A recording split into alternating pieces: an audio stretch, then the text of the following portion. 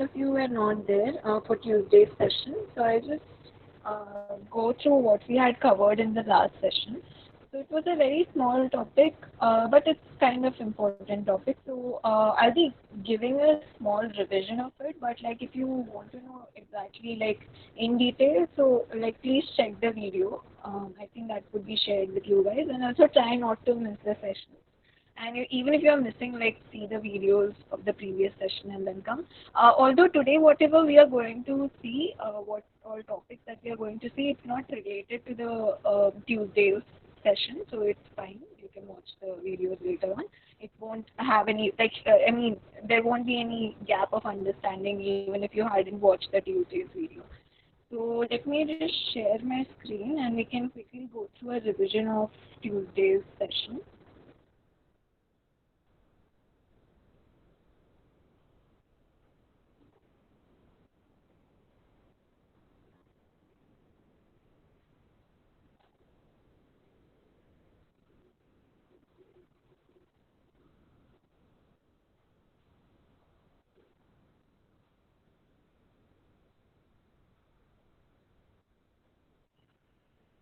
Okay, so in Tuesday's session we saw Python modules. So what are Python modules? Nothing but whenever we write a Python file, and if you want to use this Python file in some different Python file, which means if you have written a code in some a.py, in some file a.py, and if you want to reuse the code written in a.py in some different file b.py. So in that case, you will have to import a.py into b.py. That is, you are importing one file into another.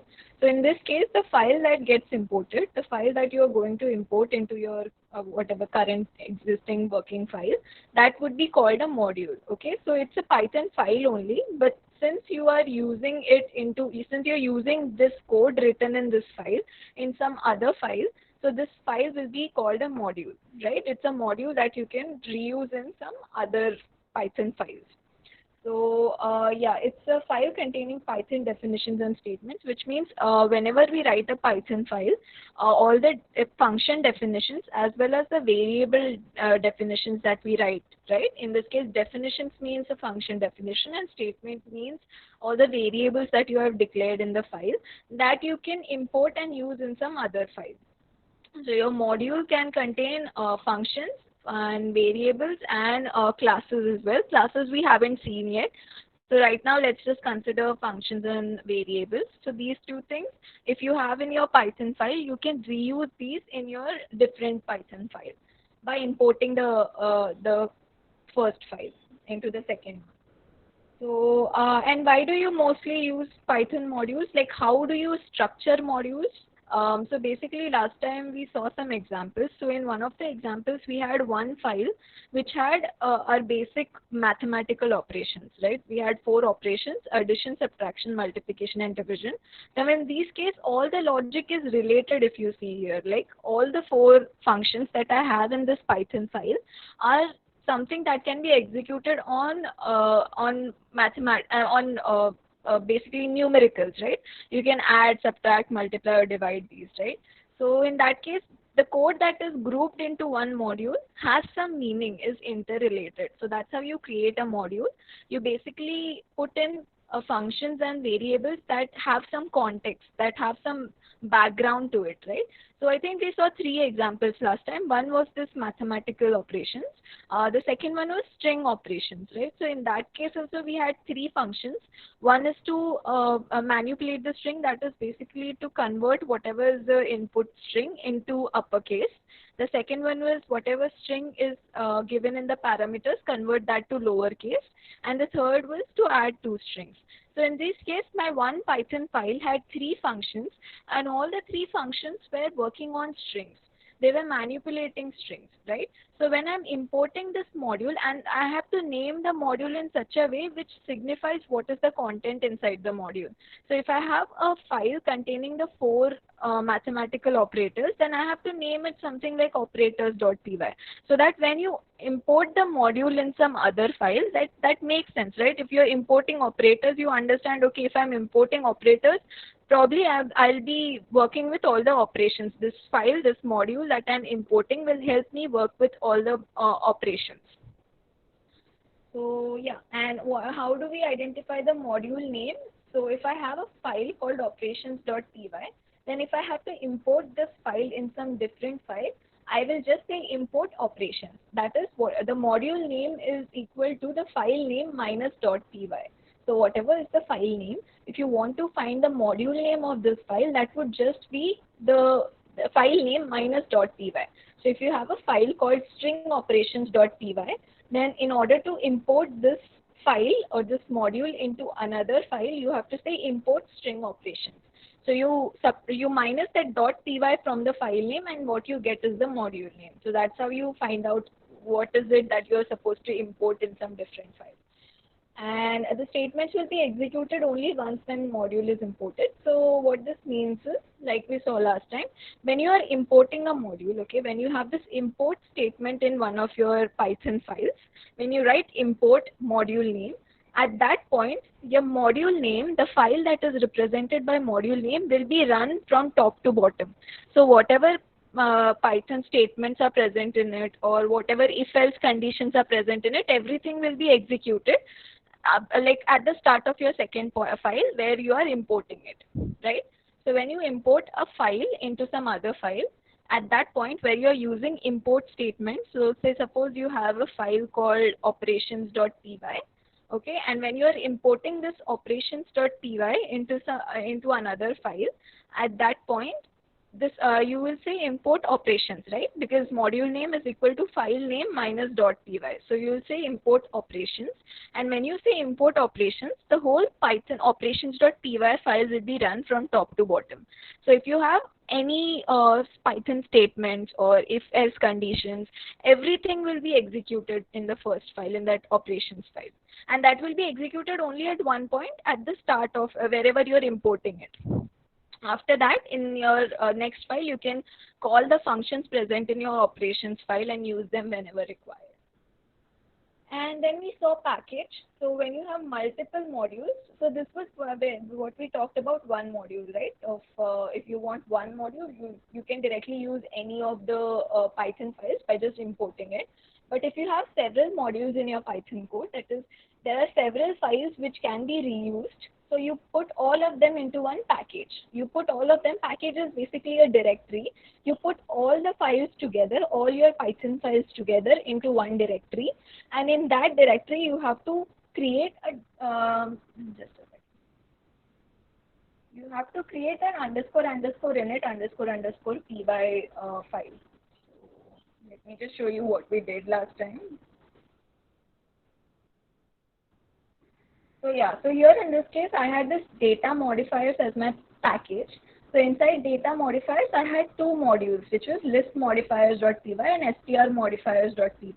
And since this, I have to convert this data modifiers directory into a package, I have to add this underscore underscore init underscore underscore .py.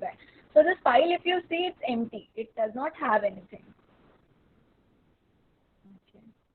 I mean, here you can see 0b, right? 0b is 0 bytes, which means there is no content over here. The like memory taken by this file is 0 at the point because there is no content here. So init, this init file is empty for now, but because I want to convert my file, my directory, this folder into a Python package, I have to include this init underscore underscore .py file for Python to understand that data modifier is a package, is a Python package.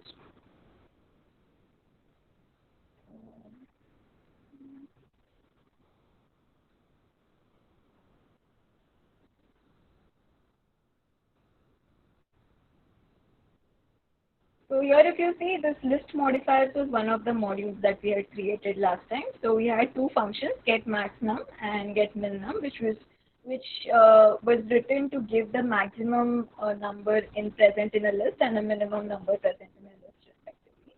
So if I want to use this in some other file, let's see, in this file if I wanted to use it, I would have to save it,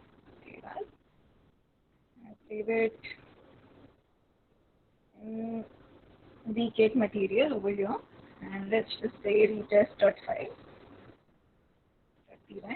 So now if I want to import that, I cannot directly import it using the name of the file. I have to add the package name as well. So while importing, I'll say import, or there are various variants of like importing a file into another file from a package, and like just a file as well. So I'll say just go through the last time's videos. We saw various ways in which we can import it. Right now, I'll just show one basic way of importing any file into a different file. So if I want to import this list modifiers.py into retest.py, so by importing, I mean after I import list modifiers.py into retest.py, I will be able to use getMaxNum and getMinNum functions inside retest.py.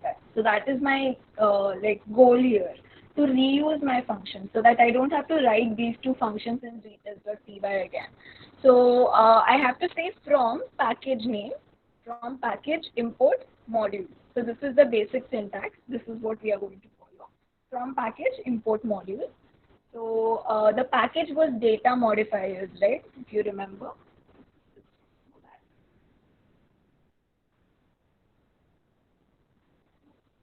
So here in vcate material, as you can see, the package name is data modifiers. So from data modifiers, from package import module. So here module would be list modifiers. So we have to remove .py in order to get the module name from a Python file name. So in order to import list modifiers.py into retest.py, the module name that I use is list modifiers. This would be the module name. So from package import module. Now, in order to use it, first let me just create one sample, some list to work with. Okay, so I have 5 numbers. I want to get the max and min of those numbers. So yeah, so I'll just say max num or f max, f max. So now I want to reuse this one function called getMaxNum, right? So I have to say list modifiers. I have to use the package name. Sorry, I have to use the module name every time I want to call the function from that module. It's possible to use alias also in that case, so that you don't have to write list modifiers all the time. So again, for all those variants of importing any module into another file, I'd say go and check the Tuesday's video. We have gone through all of those variants in Tuesday's video. So list modifiers. Right now, let's just use this one simple way, which is if I want to use any of these functions in one file in the module, then I have to say module name dot function name. Okay, so I'll just write it at the top. I have to call it using module name dot function name. Okay, so list modifiers dot get maximum. Maximum, and then you have to pass it the list. Okay, so let's just print f max and see if this works. Yeah, so it works. So yeah, this is how you import, like you create and import a module, and this is basically how to import a module present in a package. And also there are certain, so this is a module that you have created, so it's a user-defined module. There are certain inbuilt modules as well, like there was one we saw last time, which was math, import math, right? This basically math is a inbuilt module. I'm just importing this inbuilt module. Inbuilt as in whenever you are installing Python, this module will be by default present. You don't have to specifically import or you don't have to specifically download math module. It will already be there with your Python installation. There are certain other modules which you might need to download separately in order for Python to be able to import those. So I think you can check it from here as well. So if you go to pip, it will ask your library name, right? So let's search. Yeah, so see all these libraries. So library is basically like if you have multiple packages, that becomes a library. So in this case, you have several libraries, right? So you can download all of these. Are not currently present in your system, but you can download these and then you can use it, like by simply importing it into your Python code. Your install is there. So if I say NumPy is one of the libraries,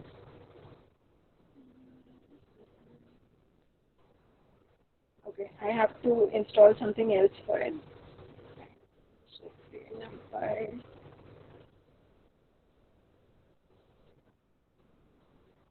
So NumPy is one of the libraries which is used while working with Python arrays. So array is nothing but like a group of numbers. If you are working with like if you're working with two operands which are integers or floating points, then you can use math module. But if those numbers are like an array is basically a list of numbers. Okay, if you're working with two operands which are both lists of numbers rather than just single number. In that case, you can use this NumPy library. So again, I think there needs to be some plugin. Okay, so I have to download some plugin from Google Play. So basically, if you install this along, I mean, you have to separately install NumPy. But once you install this, you can directly use it by just saying import NumPy, and you can use the functions present in NumPy. So import math is by default present in Python when you download it. So you don't have to specifically download math like separately. So some of the things that we saw last time, which I think was math.py. So if you want the value of pi, so that is present. That's a variable present in the math module. You can like use that. And there is what was there? Hmm, I think there was math.radians or something. Right? Let me just check.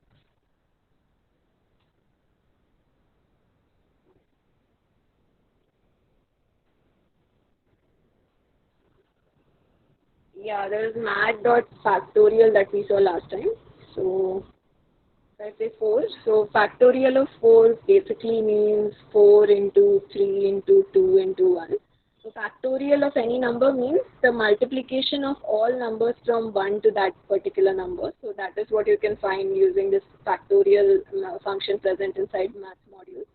So these are just some of the examples of this inbuilt module called math. So let's go back.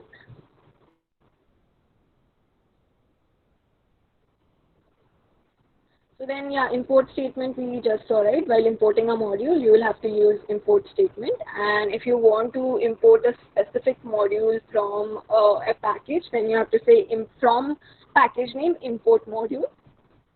Okay, so main function, so main, it's not exactly a function, it's like a code block. So we saw that last time. Let me just go back and quickly give you a recap of that as well. Okay. So remember we discussed that when we import something, okay, so let's say this one line from data modifiers, import list modifiers. So when we import this list modifiers at this particular point at line number 3, all the code that is present inside list modifiers will be executed. So right now if I execute this, nothing will get printed. That is because even though this list modifiers .py file gets executed, there are just two functions present in it. So, and we know that functions do not get executed unless you specifically call the function by name, right? So in this case, functions will not get executed unless I basically call those functions. So let's just see in this file, in list modifiers itself, I will just go and create a list, and I'll use one of those methods. So I'll use the max function here, get max li. Okay. So now let me print this. Okay. So now see, once you have made changes to your module, right, you have to first save the module, right? Because you are re-importing it, I mean, you are importing it into some other file, so this has to be saved or else the changes won't get reflected over here. So I have saved this after changing it. So now let's go back and let's try to run this. Now you see here it's written as Spotify. So I don't intend to run this file. I just want to execute the two functions over here. So whatever other logic is present inside this module file, I don't require to run it when I'm running retest.py. Okay, so understand this. If I was running list modifiers.py, this file, then probably I would be requiring this part of the code, right? I would require to create a list. Because for some purpose, I require to create a list and I require to get the maximum number. That's fine. When you're running list modifiers.py, if I'm specifically going and calling list modifiers.py to run, in that case, it's fine if line number 10, 11, and 12 run. But if I'm importing this list modifiers.py file in retest.py file, which means I require only the functions in this case. I don't require all of this logic to be executed whenever this file gets imported. Okay, so that's why in that case what we do is we put all the logic apart from the functions and the variables into this if block. So this is like a main conditional statement. Okay. So this is again a code block, which means all the lines need to be indented inside the if block. Okay. So now if I'll save this one and go back and run it again, see now nothing gets printed. Okay. So that is because when I am running a file, so this underscore underscore name underscore underscore, right? This is a variable that gets set internally. Okay, whenever a .py file is executed or is created for that matter, this underscore underscore name underscore underscore variable gets created by default. Okay, even though you have not created it, it's in this, it will get created in the background by default. So now when I am running a particular file, okay, so if I'm running list modifiers.py and if I just print underscore underscore name, right, when you're running a particular file, which means my intention is not to it's not running because I have imported this module somewhere, it's running because I'm clicking the run button on this file. So in that case, if you see underscore underscore name, the value for underscore underscore name is underscore underscore name, right? But if I go back here, okay, and then if I run this, which means now whatever this file will get run after importing it as module. It will not get run because I am explicitly running the file. It will get run because I have imported the file in some different file which I intend to run. So I want to run retest.py. I'm just importing list modifiers file into retest.py. In that case, if I run this, now the name for underscore underscore name is not underscore underscore main, rather it's data modifiers dot list modifiers, which is package name dot file module name. Okay, so basically conclusion is when you have this, you always have this main variable for each file, right? But this main variable will be equal to name variable will be equal to main when you are running a particular file. Okay, and it will be equal to the module name when the file gets run because it's imported in some different file. Okay, so here with underscore underscore name is equal to main, what I'm checking is am I running this file, like do I want to run this file, or is this file getting run because it's imported in some different file? Okay, so this part of the code will only get run if name is equal to main, which will happen only when only when I want to run this list modifiers.py. In case this file has got imported into retest.py, in that case underscore underscore name value will become equal to package name.module name, and it won't be underscore underscore main, which means this if condition will become false and whatever is inside this will not get run. So that is when you use this main control block, basically when you want to import this file somewhere else and you don't want a certain part of the logic to get run when the file gets imported.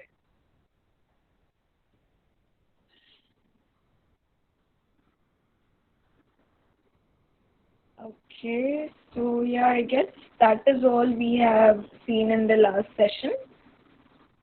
So is it clear for everyone? Should we move on with the today's content?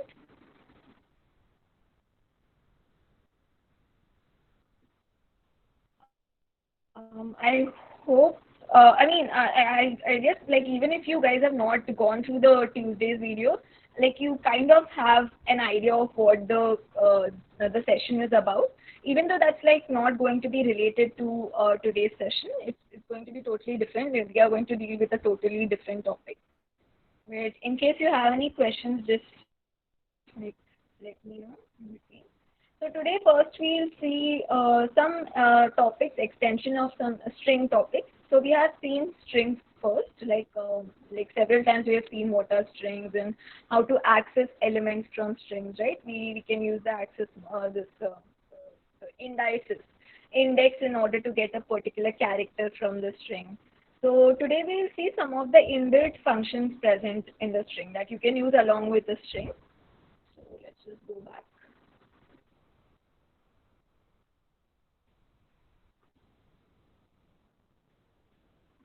Okay, so I'll just save this somewhere.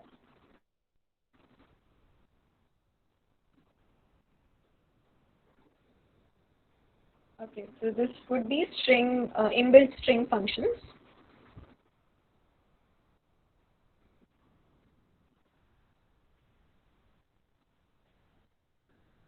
Okay, so let's just. Okay, so the first one that we are going to see. So basically, I hope everybody remembers what are strings and how do we get elements from strings. How do we get individual characters from strings, or how do we get a substring? Let me just give you a basic recap. So basically, any variable, right? If you give the value in single quotes or double quotes, that will become a string. That will be considered as a string data type by Python.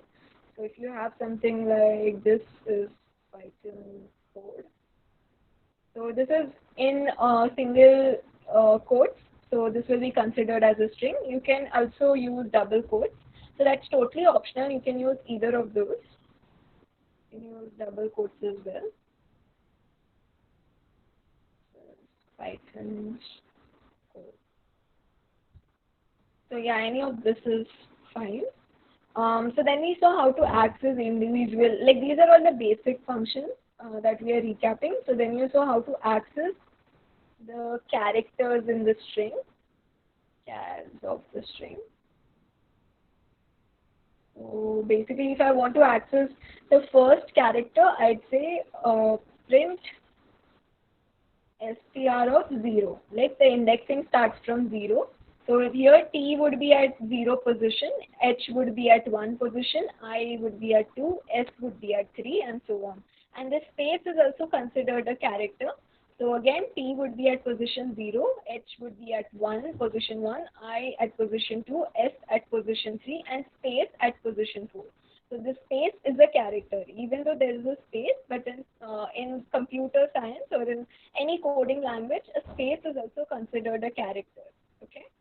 So here, if I want to access the first character, I can just say str of 0. And one more was to find the length of a string. So then we can just say length of str. See, T is the first character, 19 is the length. And if I want to find the substring, then one way was to just like slice the string, which is basically str of say I want from first character to sixth character. So then I have to write 7. So in this case, I want from H till 1, 2, 3, 4, 5, 6. Okay. I hope his space is gets printed after this. Yeah, his space is gets printed. So you specify the starting character and you specify the ending, starting index, and you specify ending index plus 1. Okay. So these are some basic things that we have seen, and I think we have seen certain other functions as well. If I remember, let me just go and check back the slides.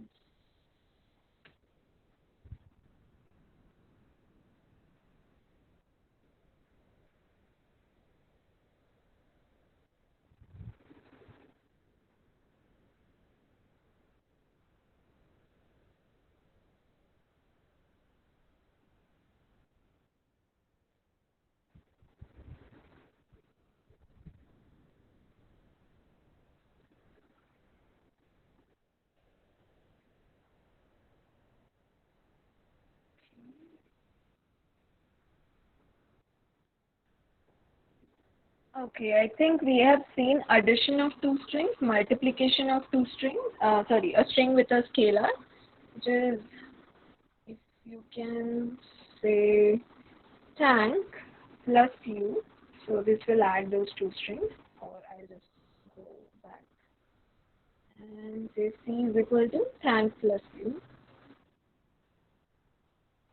plus u.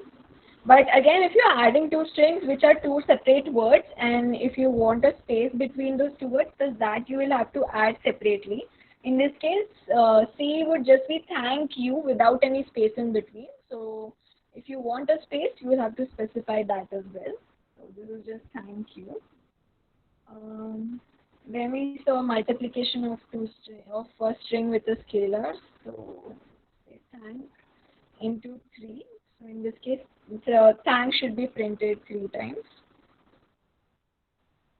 We have 3 times thank.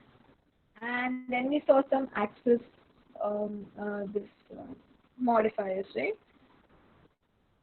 So if I have a, if I have to add a string in between a line, so which means if I say, if I have addition of thank and you is equal to thank you, something like that. So then I have A is equal to thank. This is my first operand, thank. B is equal to U.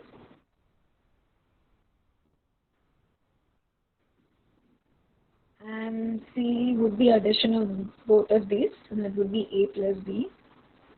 If I want to put it in a string, I'll say addition of %s and %s is %s. So instead, this %s is the access modifier. So I think this string formatter, sorry, not access modifier, string format. So here you can put in all the values in a parenthesis again. So this would be mapped again. So A, B, and C. So I have three comma separated values. Each of them would be mapped to each of the %s present in the string. And you have to give a % as well.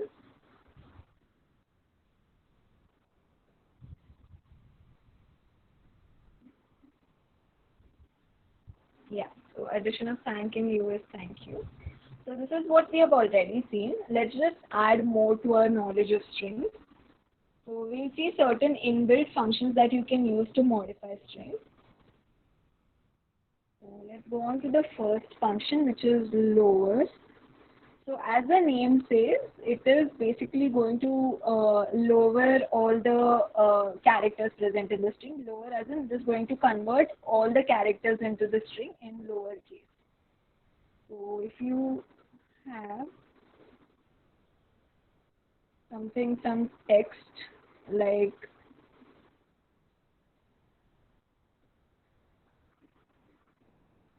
hello, my friends, something like that. Okay, so here you have like a mix of capital and small letters. But once you use lower function on it, all the characters will get converted into lowercase. Say lower, and I'm going to print it.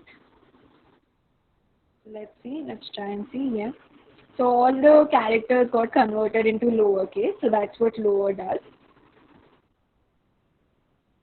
So again, second one is upper, which as the name suggests, it will convert all the characters into uppercase. So if I just go and say hello, my friends.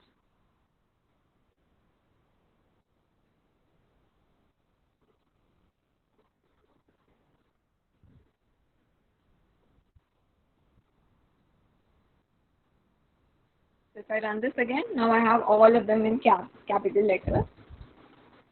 So next is capitalize. Okay, so what does capitalize mean?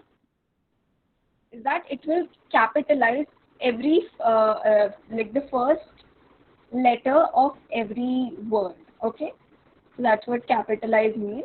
It will convert the first character of every word into capital letter.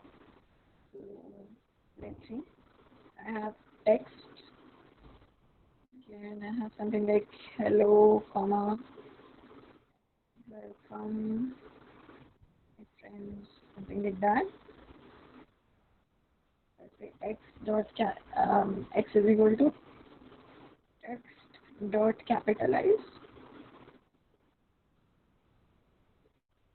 So now all the first characters of all the words, the first character of all the words will get converted to capital case.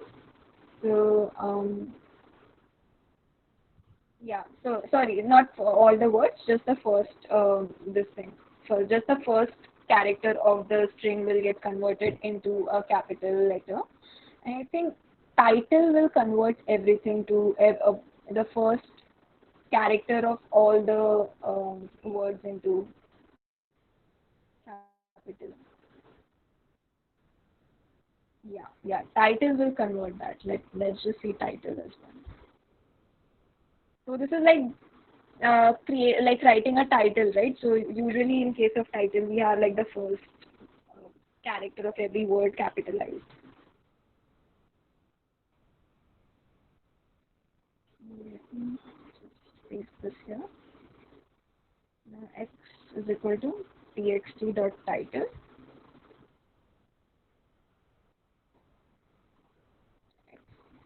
See? Yeah. So using title, the first character of every word got converted into capital letter, and using capitalize, only the first character of the whole sentence or the whole string will get converted into capital letter. So next, let's see. I think there are certain this functions that are not very often required. So let's see which are the important ones and try to guess that. So one is count. You can say count. You can use count to get a count of how many like basically the count of the particular word in the string. What is the count of a particular word in the string? How many times does it occur in a string? So that you can find out using count. So, for example, I have a text. Say,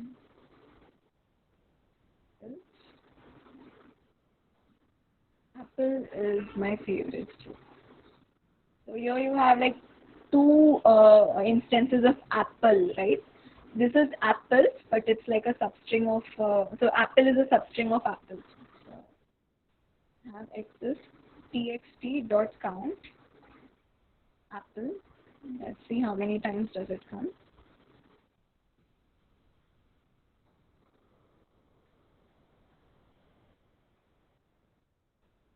So you have two instances of apple. So even though the second one is the first one is apples and not apple, but apple is a basically a substring of apples. So even that will be considered. That is the number of times this particular like string comes into your whole string.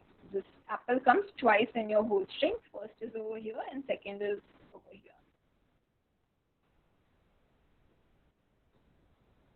Okay. Now let's go and check the next one. Okay, so in count, okay, there is this one way in which you can. So basically, your count has three attributes. One is value. What value do you want to search? And the second is start and end. Which means if you want to start and end your search from a certain point, you can do that. So if I say if I want to search from after the comma onwards, right? So I have to find the index of comma, which is, let's just find out what is the index of comma. So I is at 0. So 0, 1, 2, 3, 4, 5, 6, 7, 8, 9, 10, 11, 12, 13. Right? So comma has a index of 13. And I want to start searching for apple after comma. So I'll say 14 as the starting point. Okay, and since I'm not specifying the end, which means it will search till the end of the string. So in this case, I should get value of 1 instead of 2. So yeah, I'm getting a value of 1 here. So this is basically, I have just given like a starting point, a starting index from which the search should start, from which Python should start searching for the word apple. So if I give it as 14, which that comes after the comma is at index 13. So I have started my search after comma from index 14, and from that point onwards, apple comes only once in the sentence. So that's why I get an answer of 1. Next is ends with. So check ends with. So ends with basically it will return true if your string ends with a given character. So ends with. Again, this has 3 parameters: value, start, and end. Okay, so if you have txt something like, I'll just copy this one.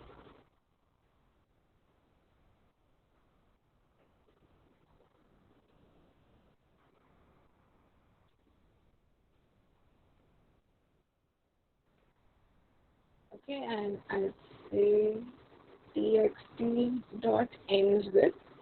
So I'm going to check if it ends with a full stop.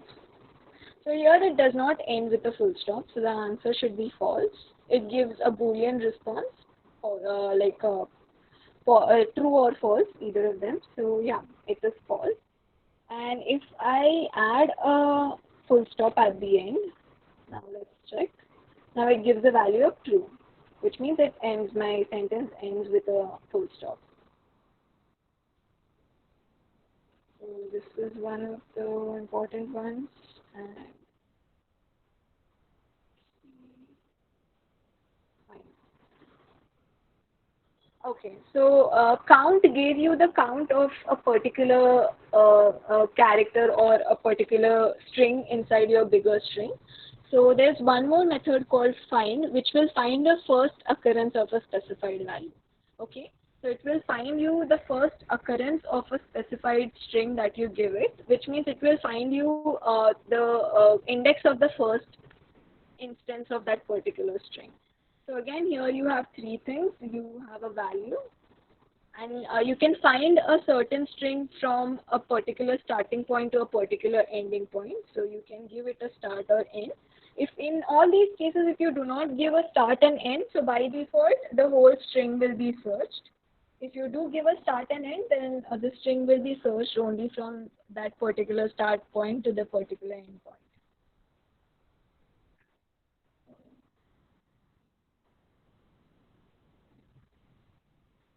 So I'll just copy the same thing.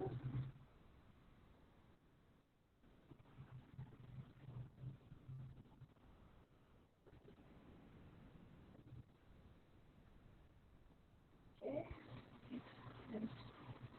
Txt dot find apple. Okay, let's see what is the answer. Okay, so the value is 7. Okay, so now it says at index 7 you can find apple. So let's check what is present at index 7. So this is 0 index, then 1, 2, 3, 4, 5, 6, and 7. Okay, which means this apple comes at index number 7, which means it's proper. So I got the first, the index of the first occurrence of apple, this string that I specified inside this find function.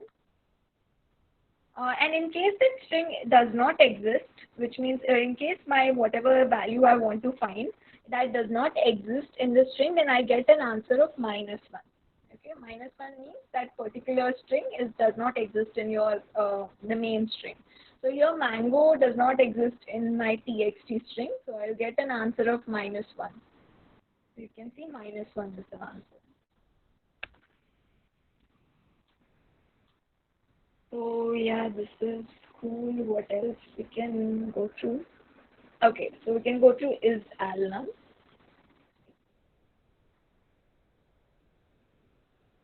Okay, so if I have a string, if I have some string, alnum is the function. Is alnum. Sorry. is run. Okay, so if I have a string called company123, okay, and if I try to use alnum, so alnum stands for alphabets and numericals, okay, so it is going to, the function is going to return true if your string has only alphabets and numericals. In case you have a special character present in the string, then the answer would be false. If only characters and numbers are present as part of your string, then the answer should be true. So let's see, alnum. So this should return true because company123 contains all characters, alphabets and numericals. So it has alphabets and 123 would be the numericals. So this should return true. So yeah, it returns true. Now let me just tweak the string and add some special characters in it. I'll add a hash.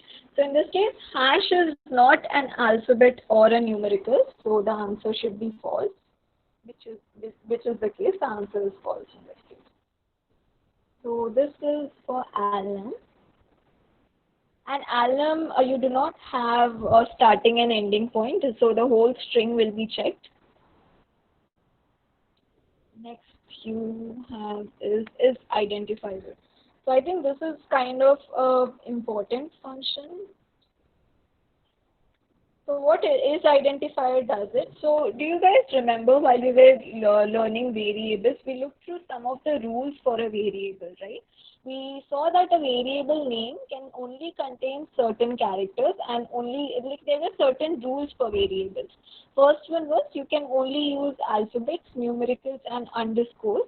You cannot use any of the other special characters like hash or dollar sign. All of those things will not be valid for a variable. You can only use alphabets, both capital and small, numericals, that is 0 to 9, and underscore, right? And there were certain rules which was, I think, you cannot start a variable with a number. You have to start it with a alphabet only. So all those things, right, you can check, like if you do not know of these rules and if you want to check if your variable name is right, so you can use is identifier for that. Is identifier will give you a value of true if the variable name that you enter that is true, I mean that is in accordance to all the rules, or else it will give you a false.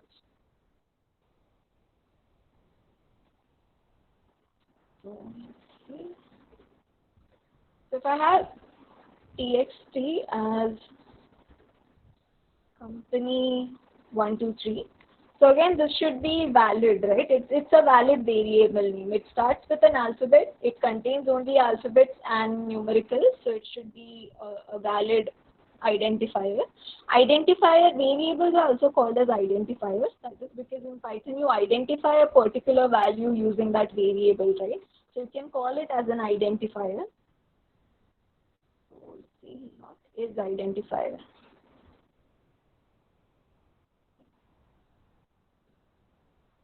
Print X. So this comes to be true.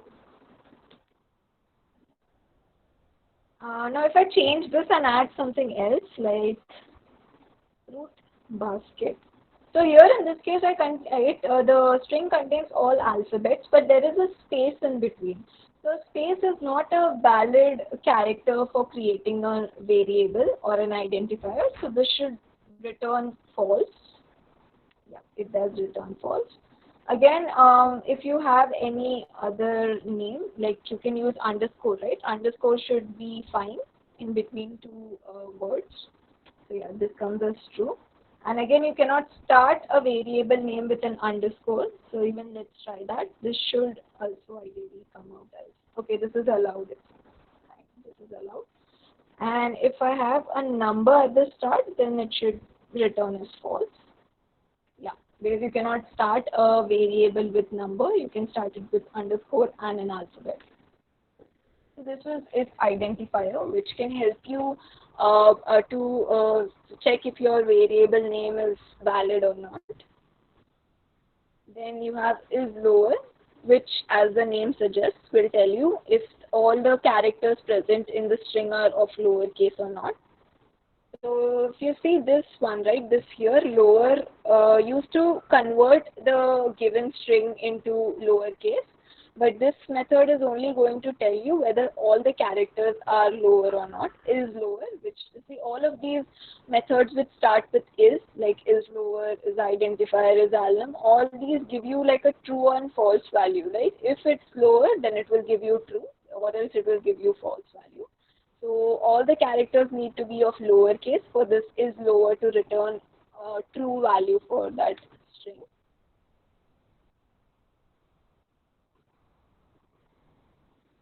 Yeah. So let's say hello world.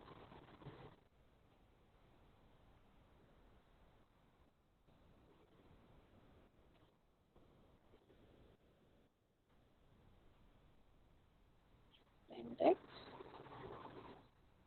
So it's true because all the characters are small.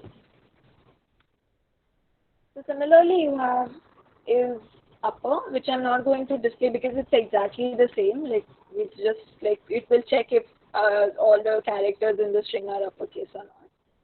And then you have join, which is an interesting one. So let's look into that. Okay, so we are looking into join now. So what will join do?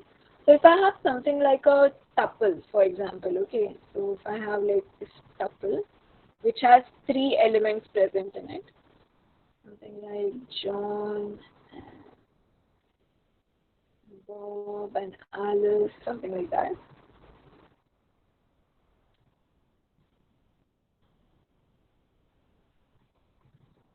Okay, so now what I'll do is I'll say x is equal to, I have to give some character, okay, some character or some string. Let's just give hash dot join. Okay, so what this will do is all the three values present inside the tuple, right, or inside whatever iterable you pass here, whatever sequential data type you pass here, all the characters in that, all the elements of that will get joined with a hash in between them. Okay, so see, let's see what happens. Okay, so we have John, hash, Bob, hash, Alice. Okay, so whatever character that you give here, like if I just give a comma here instead of hash, so comma space, something like that. So now I'll have John, comma space Bob, comma space Alice. So all the elements present in this tuple will be joined together with this character that you give at the start in between them, and that would be stored in one string. So initially it was a tuple. Now what I've done is by using join, I'm joining all the elements present in the tuple with a certain character in between them, a certain specified character in between all the elements, and that I'm storing the final result I'm storing into a string.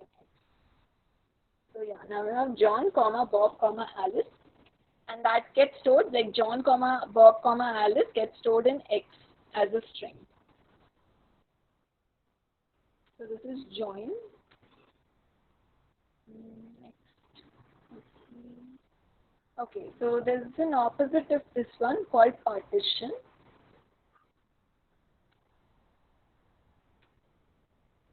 Okay, so now if I have, let's see, partition,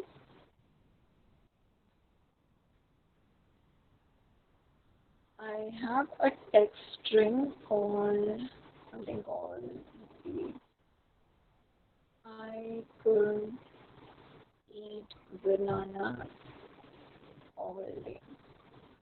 Okay, so this is the string.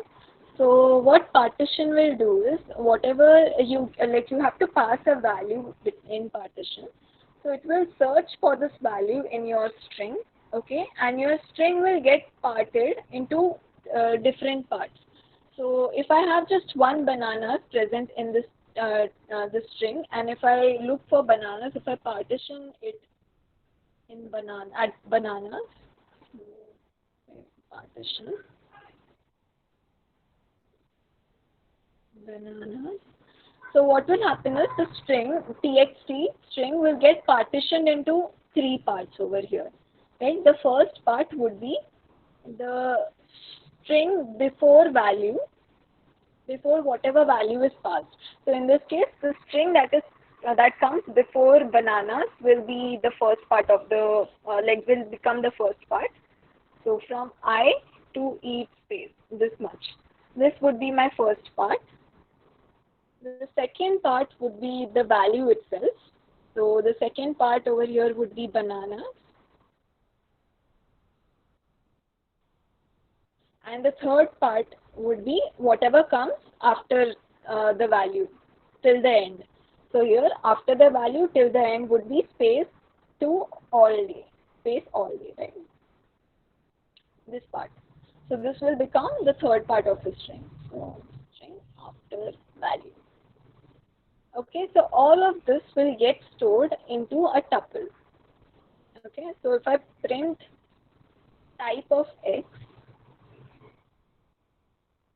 and then let's print x. Okay, so let's run this. So you can see here the second last line, class is tuple, which means whatever partitions happen, okay, whatever partitions where like the string got broken down because of the partition method. So that all partitions got stored as a tuple, and here in the next line you can see the three partitions. So first is I could eat space, which is the value that comes before bananas, which is the value that I have passed inside the partition function. The second is the value itself, that is bananas, and third is whatever comes after the value. So it is space all day. So let's just try a variant of this. Like what if my text has multiple values instead of just one? So let me just go back and I'm going to copy this one.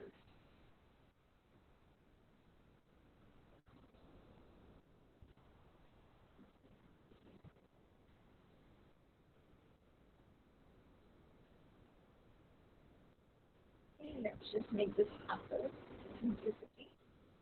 And now let's say is equal to txt dot partition apple. Okay, now let's try to print this. So yeah, so I have I love as the first string, then apple, which would be the value as second. Then if you see here, the third one would be comma space apple is my favorite fruit, which means partition will only partition the string until the first value. So in this case, I had two apples, but my partition was like the partition considered only the first occurrence of the string that I had passed. Okay, so my first value was I love space, second value was apple, and third value was the rest of the string from comma till say fruit, right? So the second apple did not get considered. Second apple was not what partition function checked. It just checks the first occurrence of the string that you pass through it. So this is partition function. Then yeah, two more I guess important ones. Oh no, there's one more called replace. So this is also as the name says, you can replace one value with another. So it takes three values, which is the old value, then you have the new value, and then you have count. Okay, so count means how many instances of the old value do you want to replace with the new value. Okay, I'll just copy the same system here.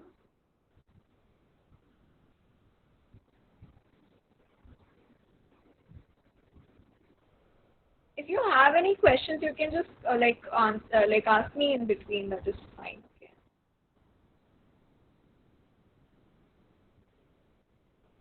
Is equal to txt dot replace. Yeah. So let's just try to replace apple with mango. Okay, so I'm replacing apple with mango, and for now I'm not giving any count. Okay, so by default all the occurrences of apple will get converted into mango. And let's print x. So x is a separate string, so all the occurrences of apple will get converted to mango, and that will be stored in a separate string in x, in variable x. So if I print this, I have, if you can see the last statement, I love mango, mango is my favorite fruit. Now, over here, instead of like giving a default value for count, if I just say 1 as the count, then only the first occurrence of apple will get converted to mango and the second one will remain apple. So yeah, you have I love mango, apple is my favorite fruit, right? Okay, so this is another. Any questions still here?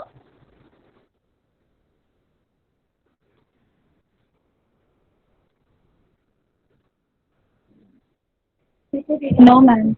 Okay, okay, fine, yeah. If you guys have any questions, just feel free to ask in between, okay? That's fine.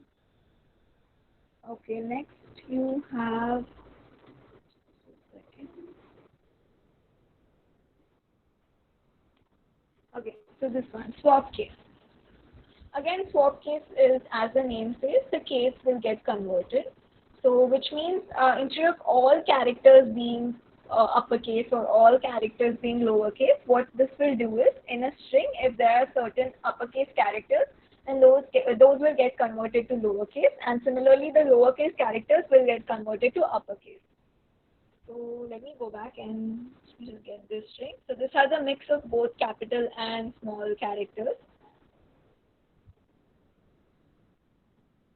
Okay. So now this is txt dot swapcase. And let me print it.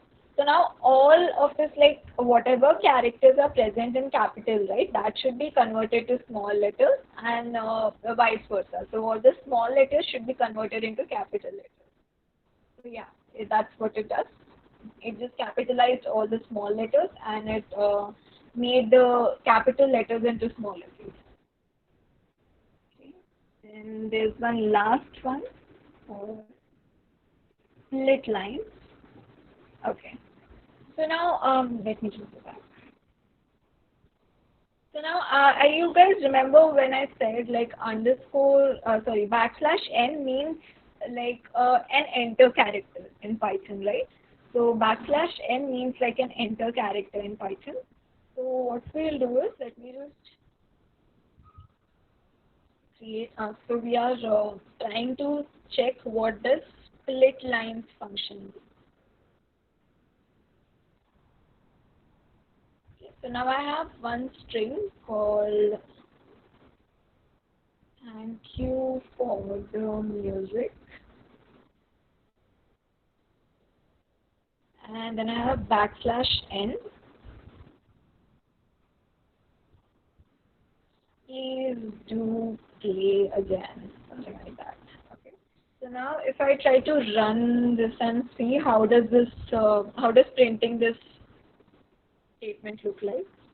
So yeah, you can see there is, after thank you for the music, you have the next part of the sentence in the second line. That is because underscore n represents an enter character. So whenever underscore n comes in a string, that means that the rest of the string, the next part of the string will be printed on a separate line in the next line. So here you can see, thank you for the music, please do play again. So what does split lines do is, it will split the lines at underscore n. Okay. So, okay, so here is the value that you have to give of through which it can split. And if you do not give any value, then by default it would be underscore n. So let's just first use the default case only. So I say txt dot split lines. And let's print the type of X as well and see what kind of data type does the result get stored in. And then let's print X. So yeah, you get the data stored in a list. And here, as you can see, I had only one backslash n character in my main string. So I have two elements in the string. The first one is the string present before backslash n character, and the second one is the string placed after backslash n character. So again, if I add one more backslash n, so it should the list should contain three strings instead of two. So thank you for the music. Please do play again. We are very grateful. So now I have three strings separated by backslash n. So if I split lines, if I use split lines on this string, then I should get a list with three different elements. Those will be the three strings present here, separated by a backslash n character. So yeah, so my first string is thank you for the music, second is please do play again, and third is we are very grateful. So instead of this, if I had a hash character, something like this, hash character in between, hash character, and if I want to split this, then I have to specify the character over here. Okay, if I don't specify any character, then it will take backslash n as default. It will split the line with backslash n character. Yeah, any questions? Okay, let's see. Okay.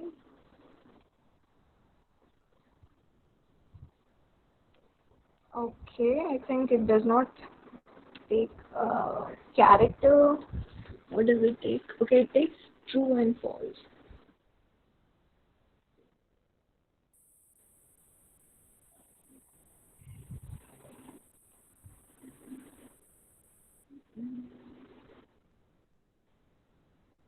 Just a second.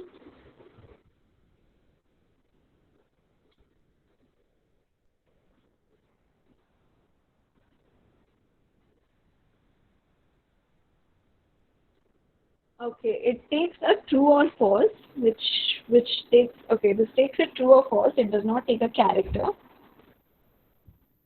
I think you have one more function in Python which will split based on the character.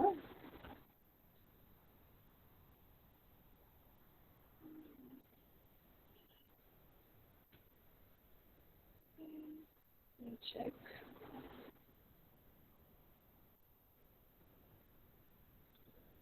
Okay, I think that's split function.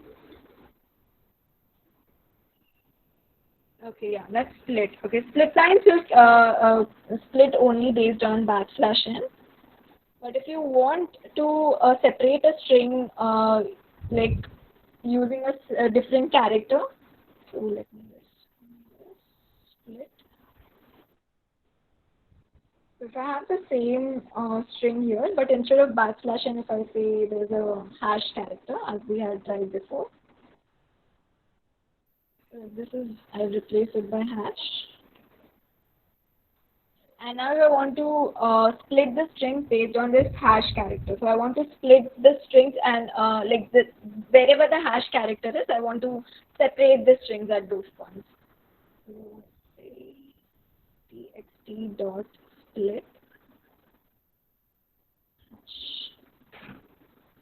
So hopefully this should work. Yeah, it works. So again I have a string. Again I have a string. See the last output. I have a string again, and it is separated at points wherever hash was present. So wherever we had a hash in our original string, right now, or those points, the string has been separated into two different strings. Okay, so I think that is it for the functions in Python, functions for string present in Python, inbuilt functions. So is this clear for everyone? Any questions?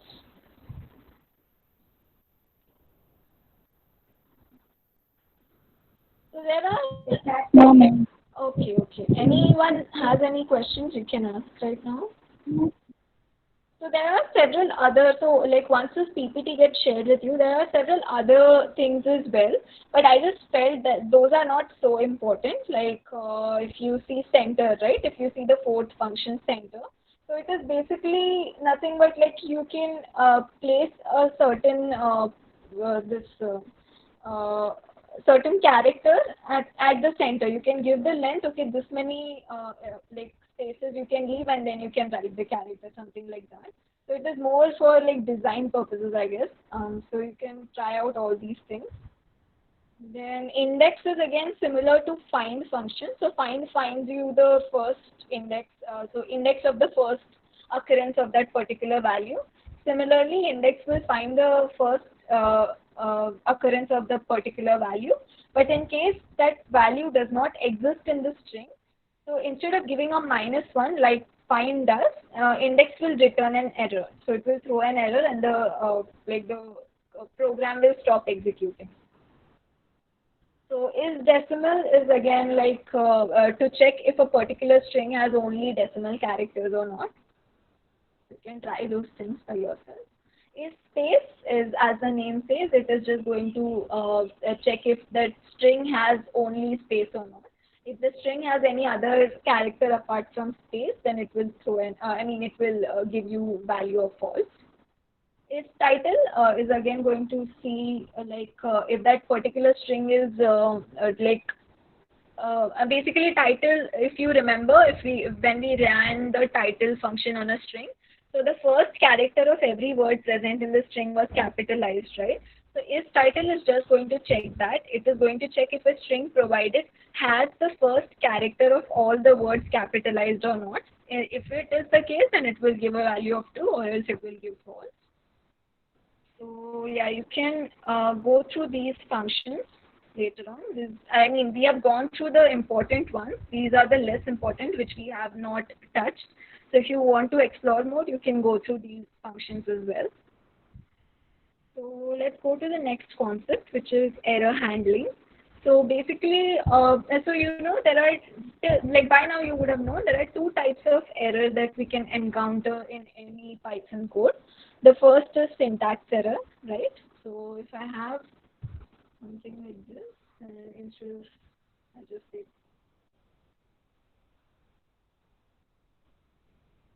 so this is the first type of error in which the syntax is wrong. So it's very clear that I have missed the closing parenthesis, right, in the print statement. So if I run this, it will throw an error saying syntax error, unexpected UF. So yeah, so this is the first kind of error, which is very apparent. Like syntax error is very apparent, and once you run the code, you can easily get the syntax error. And the second kind of error is the runtime error, right? Something like if I'm taking a number from the user.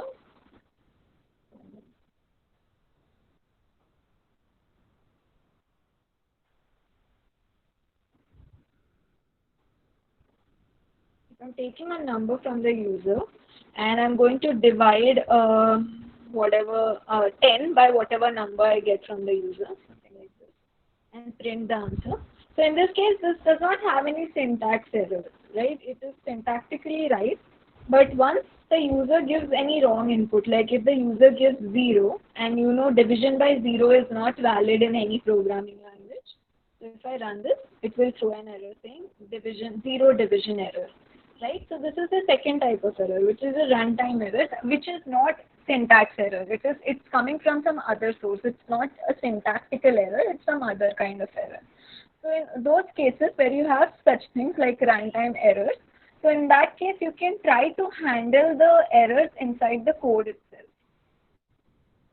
Okay, if you don't, so in this case, like if I did not want to stop the code, like if I don't, like if I run this, it and give 0 as the input, obviously the code stops, right? After this point, after the calculation part, like after line number 5, line number 4, when this is executed, this is what throws the error, because you can't divide any number by 0.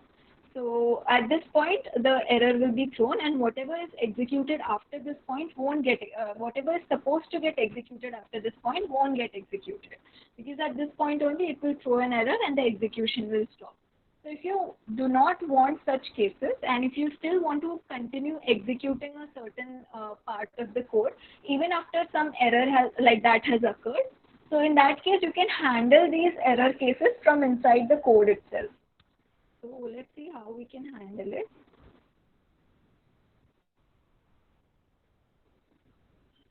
So error handling in Python is done. To handle any such runtime errors that can happen because of either the user input or some logical error, something like that, right? Which is not a syntax error, but a different kind of error. Okay, for syntax errors, anyway, once you run the code, if there is a syntax error, the code won't run only. at the compilation stage only you will get an error, right? Before running any code, the compiler has to compile the code, right? It has to go line by line on each of the Python files. I mean, if you have one Python file and you are trying to run it, then the compiler will go on each of the lines and try to check the syntax. And if there is any syntactical error, then the code won't run only. So in that case, anyway, you will come to know what is the syntactical error, and you can change that. But like for runtime errors, right? If there is no syntactical error, and the error is because of a user input or because there is some logical issue, something like that, so you won't know it very easily until a specific case is executed. So in that case, it like I mean that like if the code is already somebody is using the code, if some shop you have written the code for some ice cream shop and you have already written like the code and given to them, and then such cases surface, then it would be a problem, right? So you can handle all these error cases from inside the code itself, so that if, in case such errors occur, like just the one that we saw, like when the user is inputting a wrong invalid input. So in that case, instead of just like coming out of the code, like completely stopping the execution, that can be handled properly from inside the code. So there are two ways in which you can do it. So first one is exception handling, which is usually used, and second is assertions. So assertions is basically used when you are testing a particular code. Okay, so it's like not used as in like completely when you are done with coding and you want to put that code into production or something. But if you want to test your own code and help get some help in debugging the code, so in that case you can use assertions. So let's go through both of them. So let's see exception handling. So yeah, normally when an exception occurs, when any exception like zero division exception, or in case of like arrays also, if you know, like if I try to access an element of array that does not exist, for example, I have list with just like two characters, and if I try to access the third element, which is if I try to access the element at index 2, right? So it starts with index starts with 0, right? So this does not exist. The array is only of size 2, so the index 2 does not exist in this case. If I try to run it, it says index error.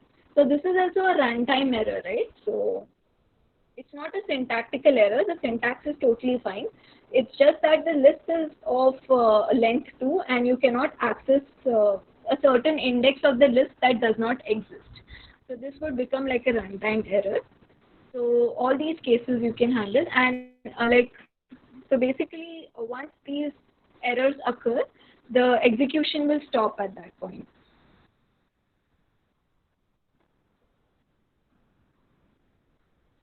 Yeah, so when exceptions occur, normally Python will stop execution and generate an error message. So this can be handled by using try except finally block. Okay, so try except finally block. So let's just try this thing. So this is also one of the code blocks, right? So you have a try block.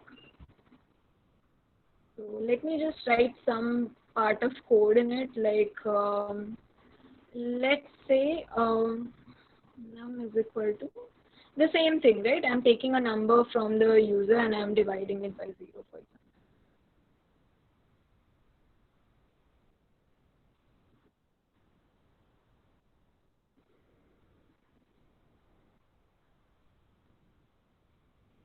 Okay, so now I'm going to divide this num by 10. Sorry, 10 by num, sorry. 10 by num. Okay, and I'm going to print that. Print. Okay, so I'm going to try that, and with every try block you have an except block. Okay, so except block, so basically the flow is such that once a try block is encountered, so whatever code you have written inside the try block, right, it will get executed line by line. But if there is any error that comes in between, which means if the number inputted by the user is 0 in this case, and if C is then C will become 10 by 0, which is an error according to Python. So at this point the error gets generated, right? So whenever an error gets generated, the control will come to except block, and whatever is present inside except block will get executed. So we can say an exception occurred. Please provide valid input. Okay, so this will get printed only in case an exception occurs. And suppose after this I have something called thank you. Okay, this line. Thank you. So let's just try to, for one moment, let's just comment this out. Okay. So in normal case, right, if I'm taking an input from user,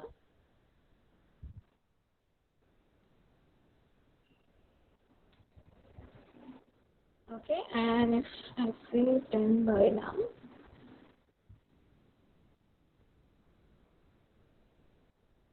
I print this.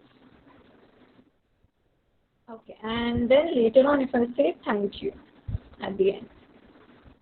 Okay, so notice if I give some wrong input like 0, and if I run this, it won't print thank you, because at line number 13 only the execution has stopped. Okay, the control has come out of the Python code because of the error. But now if I use try and except block,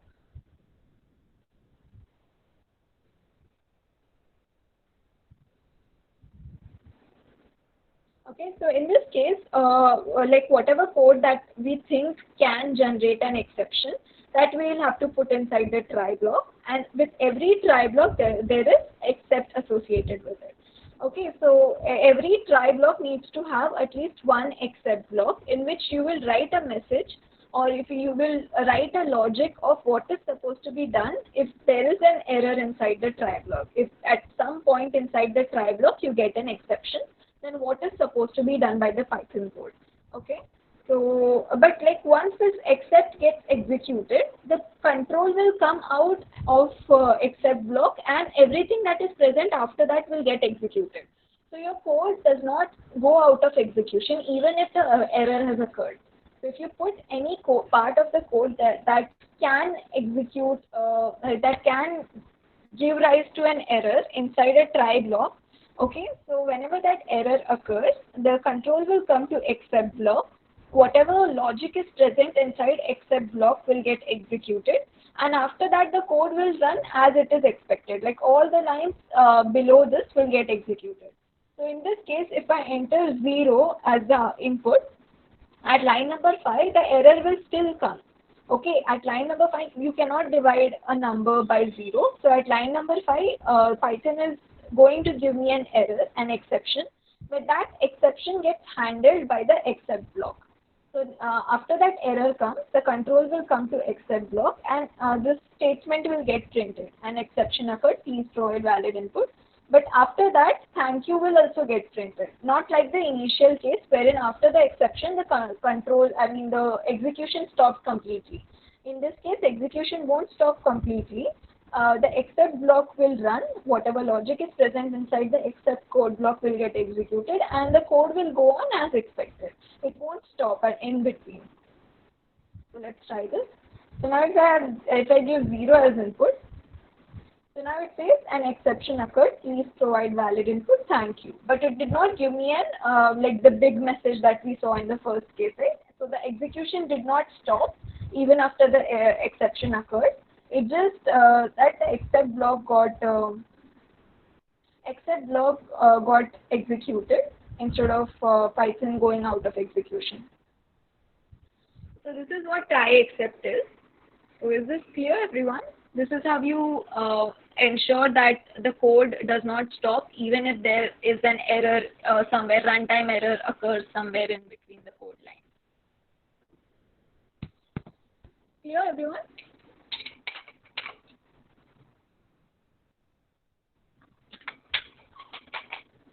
Want me to repeat it again from the start?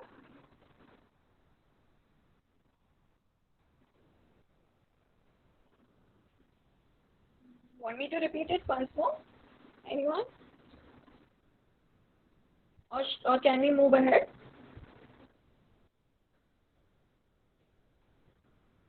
No, ma'am. Okay, so we can move ahead, right?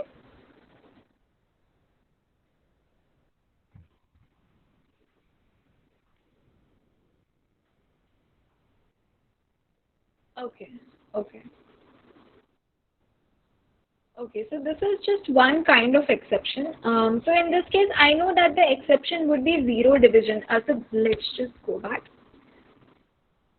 So instead of just saying except, right, you can give certain exception cases as well.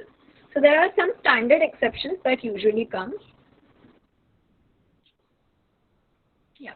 So these are some of the standard exceptions. So ignore the first one for now. So second one is arithmetic error. So that comes like if you have any arithmetic, like basically some numerical issue, some runtime numerical issue, then arithmetic error will come.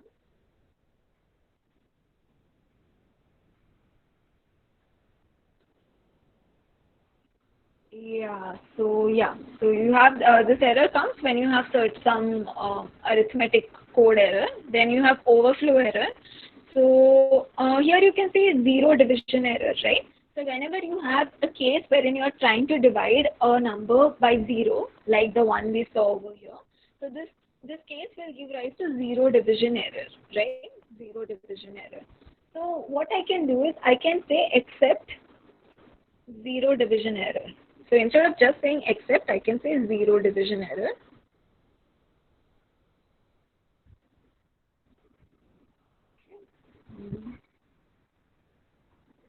Right.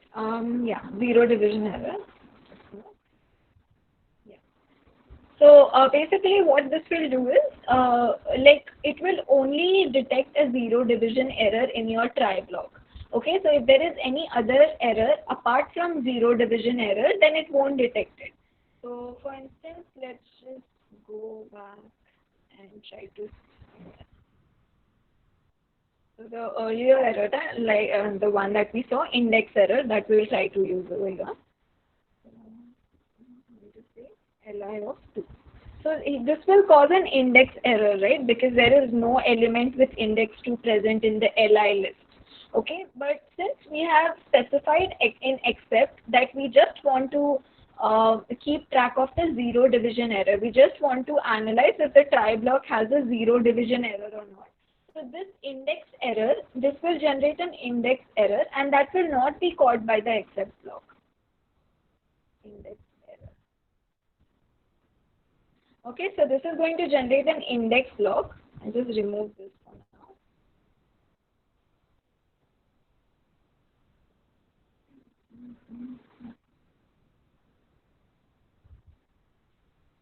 Okay, so this is going to generate an index error because you don't have any element with index 2 present in the li list.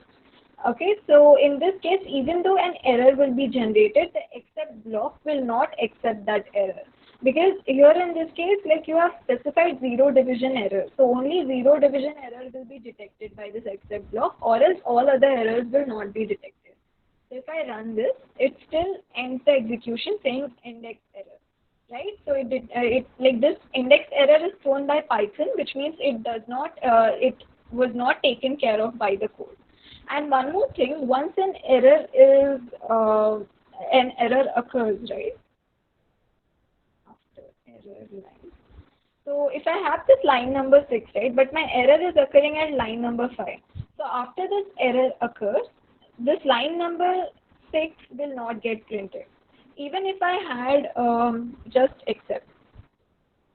Okay, so if I have just except, which means all exceptions should be accepted by this except, because I'm not specifying one particular exception. I'm saying all the exceptions, all the error cases that this try block can have should be detected by this except case over here. So if I try to run this, so now it runs properly. It says an exception occurred, even though the exception is an index error, because I have not specified any exception type.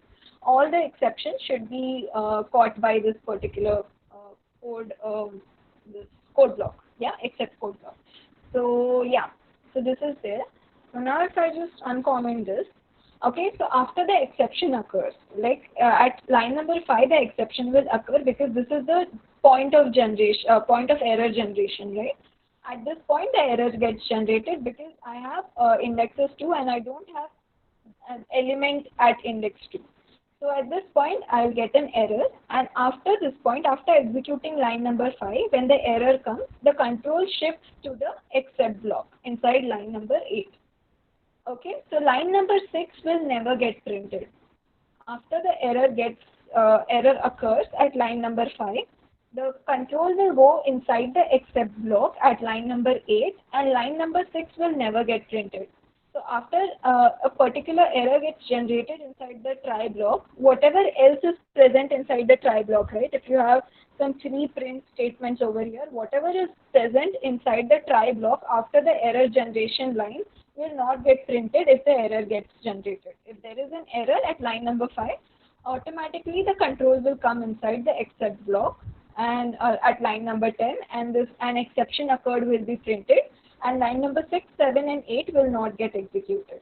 But if I change this and make this as 0, which means in this case the error will not get executed, error will not occur because 0 at index 0 we have an element in the list. Right, so the error does not occur at this point, and so line number 6, 7 and 8 will all get printed in this case, and except block will never get printed. So except will only be executed in case there is any exception inside the try block. After an exception occurs inside the try block, all the lines present in the try block after the exception, after the line which generates the exception will not get printed. Okay, and the control will directly go to the except block. Okay, if you give any specific exception type, like zero division error, okay, if you give any specific exception type, then only that particular exception will be caught and all the other exceptions will get ignored. Is this clear?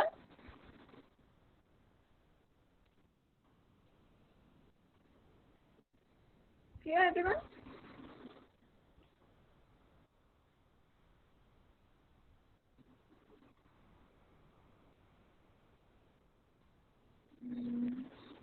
Is this clear for everyone?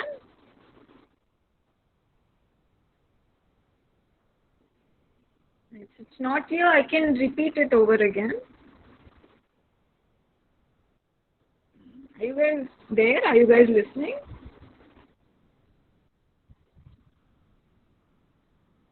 Hello?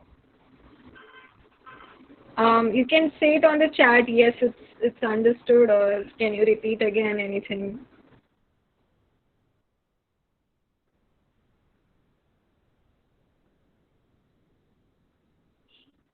Okay, so like, okay, so yes, as in like, is it understood or should we go through it again?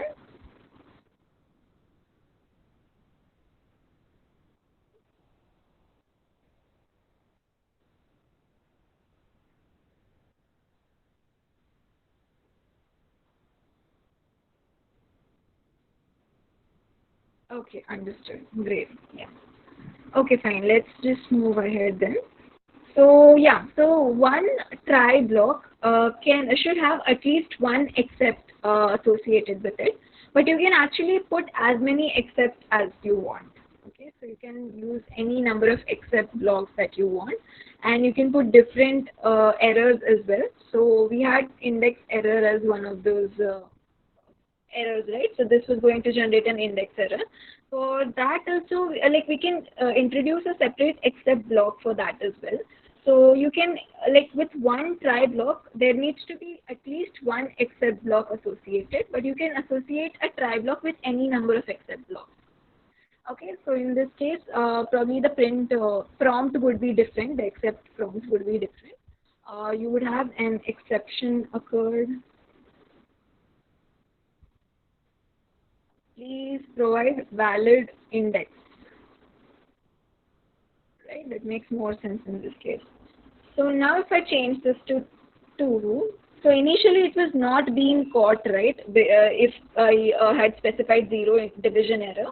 But since now I have another except block which catches index errors, So this will get caught and an exception occurred. Please provide valid index will be printed. Yeah, please provide valid index.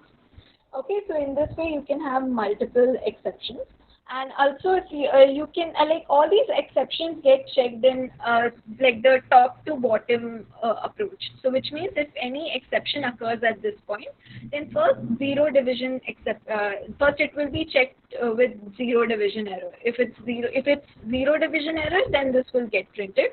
If it's not zero division error, then the next except block will get checked, which is index error. So the occurred error will be compared with index error, and if it is index error, then this will get executed. So now in case if you want to have like a default except case, so if the exception that occurs inside your try block does not match with any of the except this clauses that you have specified, any of the errors that you have specified, in that case you can have like an except, only except at the end, like a default wildcard kind of thing at the end. So in case whatever exception occurs inside the try block, if it is not one of the specified exceptions, then the last block will get executed.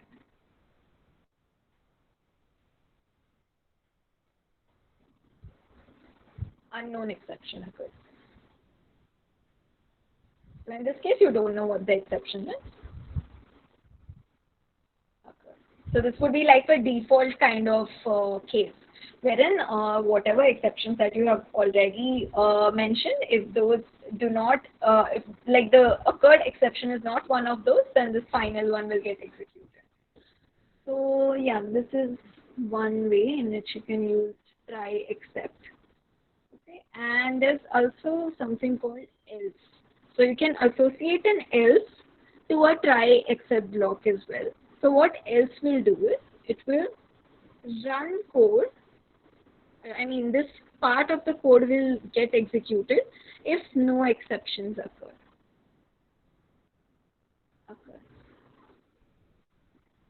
Okay, so let me just keep one print statement inside this saying nothing went wrong.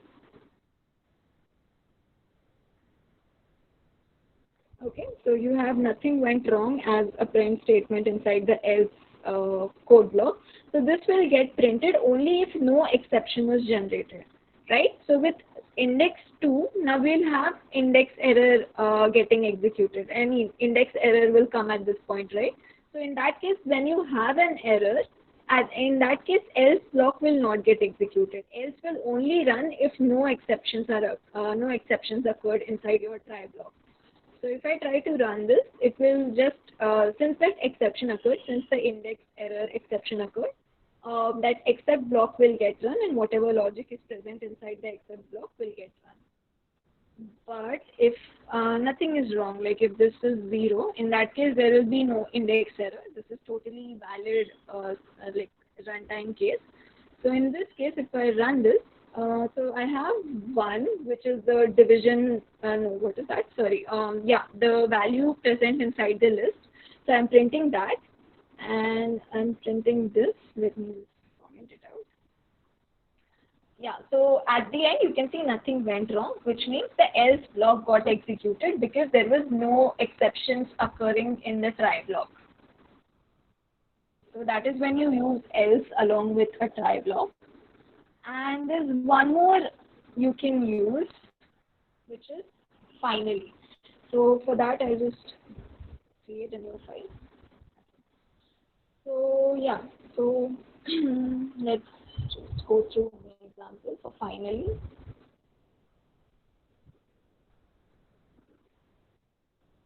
Okay, so if you have something like the previous one only, so if you have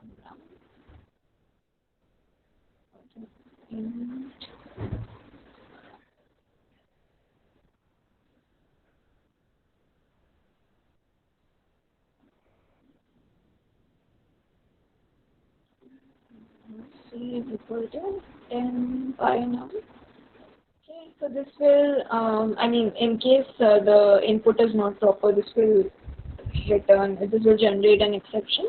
So you have an except to go along with a try block where you say what is the, like something exception occurs. Okay, and then you can have a finally block associated with it. Okay, so finally will be executed like in both the cases, even if there is an exception or there is no exception. So this part of the code finally will run irrespective of whether exception occurred. So even when exception occurred or it did not occur, this part of the code will get run. Okay, so let's just say print.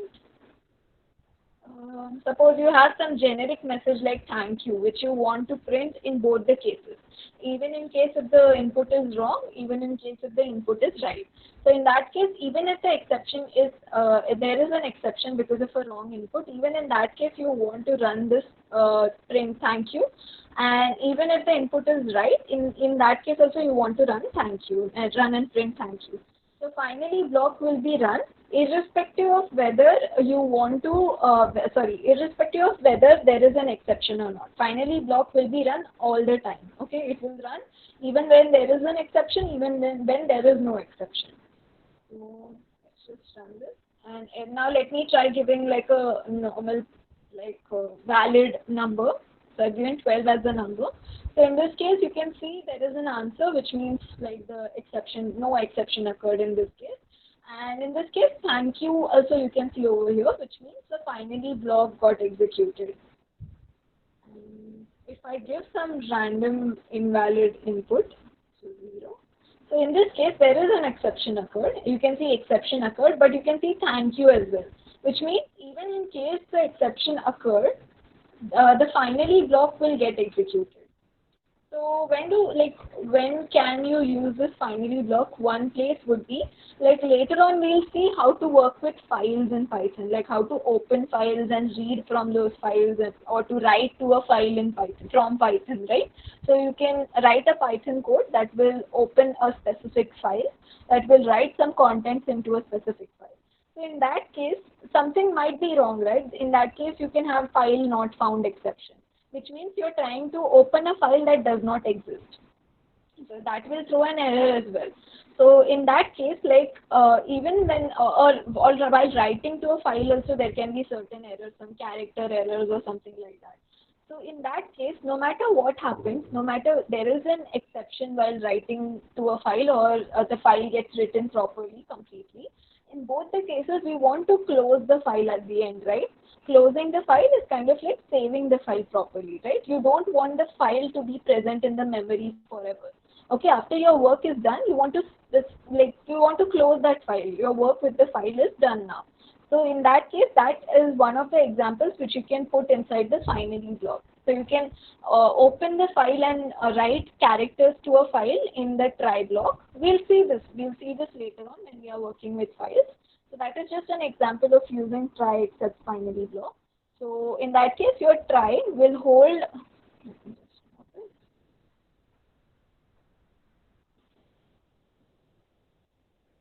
Okay, your try will hold code, run, open the file, and write characters to a file. Again, you have pass. You can use pass in case of try except as well. So as we have seen earlier, pass means there is no logic right now. We have specified the code blocks, but the code blocks do not have any logic at the moment. That is when you use a pass statement, right? So that you can use with try catch as well, try except as well. Sorry. So yeah, so this would be to open and write characters to a file. Okay, and if any exception occurs while dealing with files, then that will be handled by the except block. Okay, I'm just going to say pass.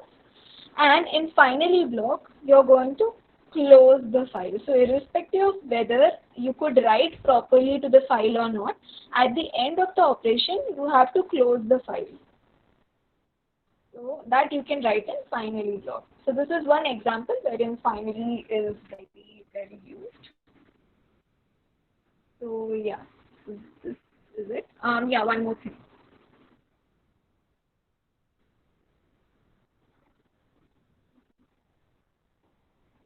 Okay, so let's just say we have a function for this fails, something like that. Okay, because this is bound to fail, this function is bound to fail. And you have x is equal to 1 by 0. So this is definitely going to fail, right? Because you're trying to divide 1 by 0, any number by 0. So now if I use a try block and if I call this function, this fails.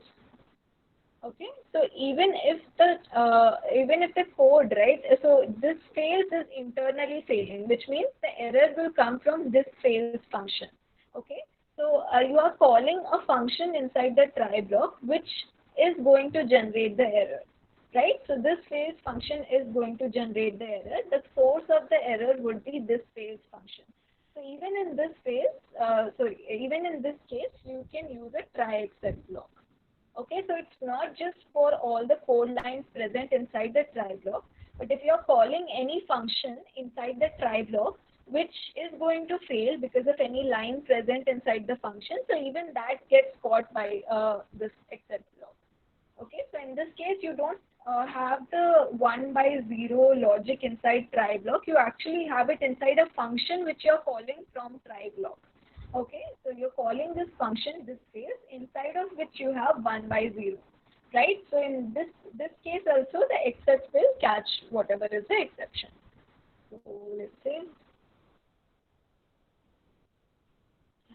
an error occurred. If I run this, an error occurred, which means whatever exception is thrown by this function, which is getting called inside the try block, that is also getting called by the except, this except block. So now instead of just writing except, we saw that we can use like the name of the exception, zero division error, which is the name of the exception, right? So yeah, so you can use that and you can say as some variable like ERR is just what I am specifying. You can use this ERR or ER or AS or any, sorry, not AS, like S or A, whatever variable name you want, you can give it. So what this will hold is whatever exception occurs internally, right? So this print and error occurred is just what you are going to prompt to the user. But internally, whatever is the actual exception that occurred, okay, actual exception that you can see when you don't have this except block, right? If you just execute this phase, then whatever exception you can see over there, that is stored inside ERR. And you can try printing this ERR to see what is getting stored in this case. Yeah, so here you can see the actual exception like that gets stored internally is division by 0, right? So that has a name zero division error. But if you want to give a proper message to the user on as to what is actually happening inside, why is the code failing, then you can say as ERR and you can print that ERR, which means whatever is the internally stored errors that gets printed out here. Okay, so this is one of the variants.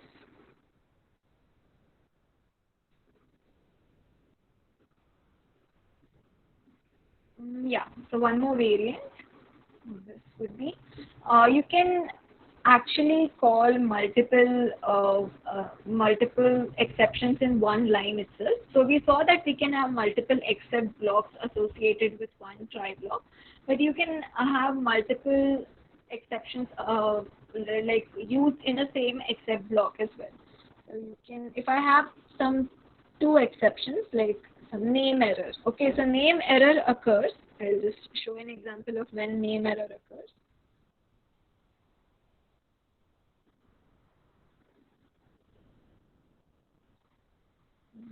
Print. Or let me just print the actual error message only.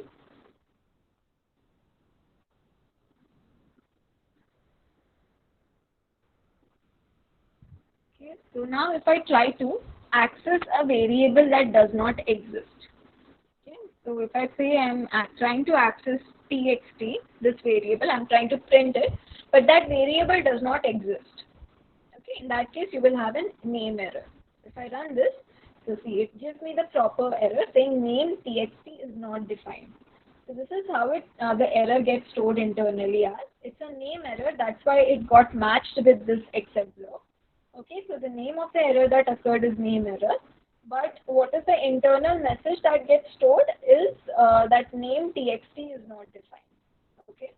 So similarly, like in the last case, we saw like multiple except blocks, right? Where you have like one more except block, and probably you will have index error, and one more. Like you can have as many as you want. You can have like except um, zero division error. So these three are the ones that we have seen till now. So instead of doing this, what you can do is you can just say try, whatever is your logic for try, and then you can say except, okay, and you can give all the names, give all the exception names inside this parenthesis. So then all of, like, if the error that gets occurred inside the try block is one of these, like one of these three, for now I'm just going to put in three exception values.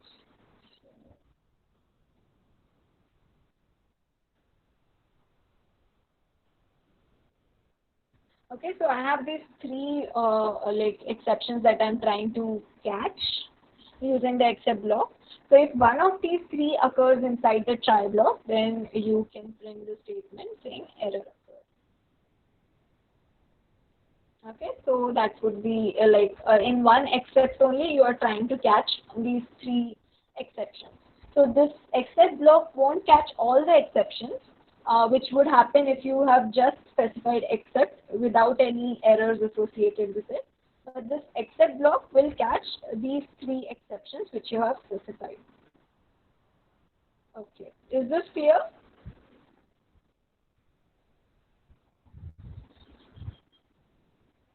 I think that is all for today. We have seen like exception handling today. Tomorrow maybe we'll start to see how we can raise an exception on our own, which means like right now if an exception occurs in the code block, if there is any wrong input, in that case you are giving your like that exception gets thrown, right? But if you want to manually throw an exception at a point, then how to do that, and also we'll see assertion in tomorrow's lecture. So yeah, any questions anyone from today's session?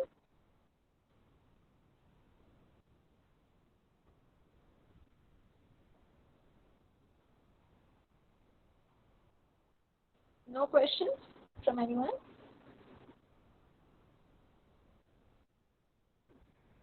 Okay, okay. Um, okay, cool. Yeah. Rachitesh, I think we can close the call for Uh, today. yeah. Hi everyone. Hi. Yeah. Okay, we can close it. Thank you, Priya. Thank you, everyone. Thanks Yeah, for joining. thanks guys. Thanks, Rachitesh. Bye. Bye bye.